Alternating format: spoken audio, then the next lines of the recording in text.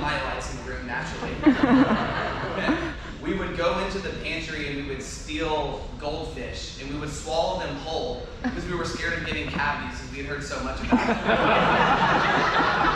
it. And we would take turns every single night making sure that the other was being able to safely go to sleep.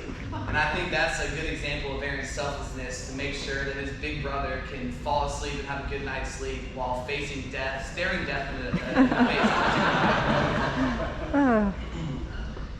My dad kind of mentioned this earlier, but one thing that always comes to mind with Aaron is competition. And throughout the years, we've watched sports together, we played sports together, we played video games with sports. It's been an ongoing battle between the two of us in terms of anything that we're going against one another at. And on top of that, I'd say that not only did we compete against one another, but we also are relatively loud people by nature. I assume if you know us, you know that we are ones to argue and raise our voices from time to time whenever there's a minor disagreement. Not only on top of that, but I also would say that our friends were also relatively loud people that also like to get into a good argument.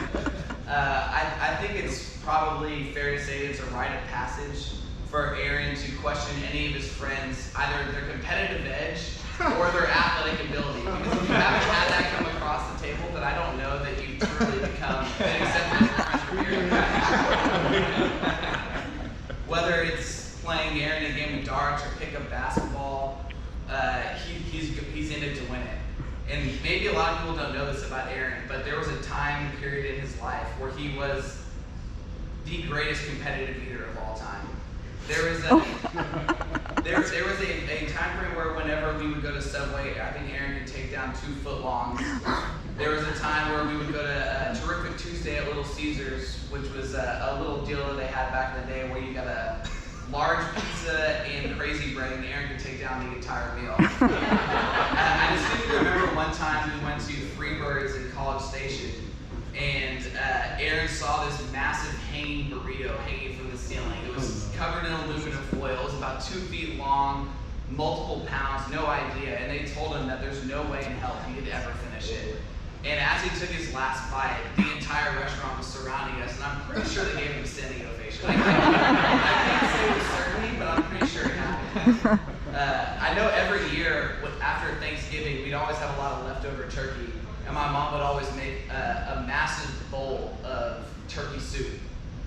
And whoever was at the house at the time had to face Aaron in a turkey soup eating competition. I know Cameron, who unfortunately is not here tonight, was the recipient of many of these battles, but I'm pretty sure Aaron took him down every single time. And this is also the infamous beginning, or the origin story of Aaron's soup eating habit, which I don't know if you know, but Aaron's not a big fan of spoons, not a big fan of forks. Whenever Aaron takes down a bowl of soup, regardless whether it's at home or at a restaurant, he lifts the bowl up and takes gulps of it from the bowl.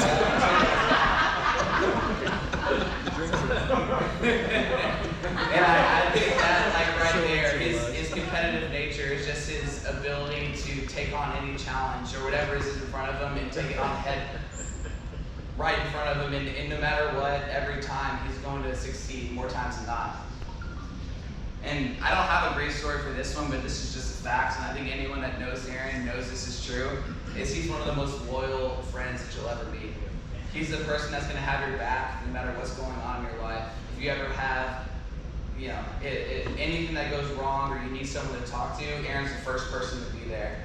I know that there's a famous Bill Parcells quote that says, "The best ability is availability." And I think that says a lot about Aaron, because whenever you need him, you know he's going to be there for you, and that says a lot about the man. And I think that type of characteristic is what's going to make him a great husband for Marissa. Okay, so I'm going to stop talking about Aaron, and I'm going to go on to Marissa a little bit. Only nice things, I promise. Marissa, which I think everyone here can probably agree is one of the most genuine, nice people that you've ever met. Marissa is the first person to ask you how you're doing, what's going on in your life. She's the first one to tell you how excited she is to see you. She's the first one to tell you how excited she is to join the family. She's the first one to tell me that she loved me and I love her and I'm excited for her to be a part of the family. But she's very open, and she's the first person to be there to comfort you whenever you see her. And I really think that like in the divisive world we live in, Marissa is like a perfect example of how you should treat another person. And I think that that's something that is not easy to do. And on top of that, I also think Marissa is a great compliment to Aaron. For example, Marissa clearly is very stylish. Aaron's a good guy.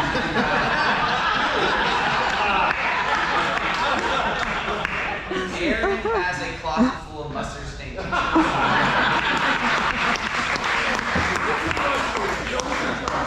Marissa is also clearly very adventurous. Aaron has had sandwiches his entire life that have nothing but pickles, lettuce, and mustard only. He will repeat it every time at a drive-thru, regardless of how many times they say it. It's gonna happen. And lastly, Marissa is very good looking.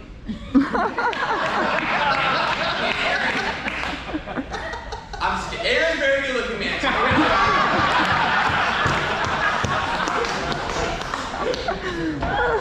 But in all seriousness, I'm so happy to welcome Marissa into the family. I couldn't be happier for Aaron. I know they've got a great life ahead of them.